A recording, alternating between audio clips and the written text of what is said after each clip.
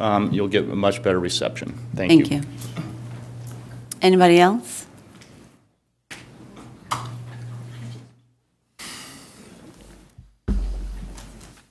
Kelly Parker, 1217 23rd Street, Manhattan Beach. Real quick, I saw that parade would cost approximately $1,000.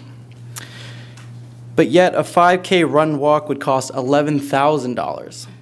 I'm just wondering what exactly would be the difference between this parade and this run walk. I'm assuming a parade is maybe people walking down the street, which would need permit fees, police officers, public works, parking, et cetera, but I'm just wondering where the $10,000 is lost between a parade and a run walkathon.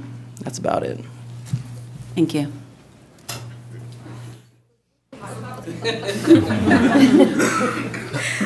Good evening, members of council. My name is Francie Seckinger, resident of Manhattan Beach, and I would like to propose to council to piggyback Parks and Rec's suggestions, as well as Portia Cohen's, to consider Leadership Class of '05, of which I'm a graduate, produced a Bridging the Generations DVD, and perhaps that could be shown publicly as part of the festivities.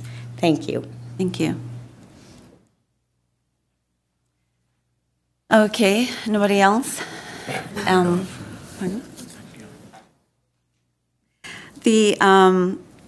would like to ask staff or city attorney if you have any comments on this issue that you'd like to add. And no, it's at your discretion to decide how you want to spend the funds.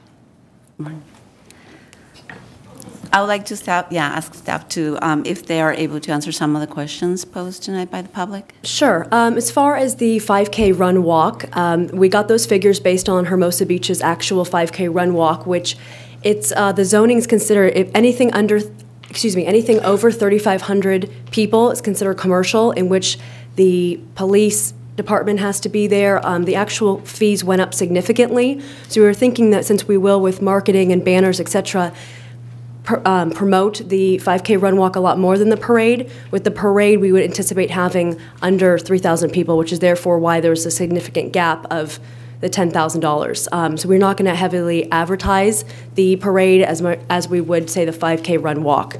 And also in terms of the Historical Society, this is kind of preliminary ideas to see what we can pass, and we'll absolutely, we will be connecting with them and also definitely taking that idea and moving forward with that. This was preliminary, so in terms of Historical Society, we could definitely figure out the next time how to proceed forward with that. So is the difference in costs about security?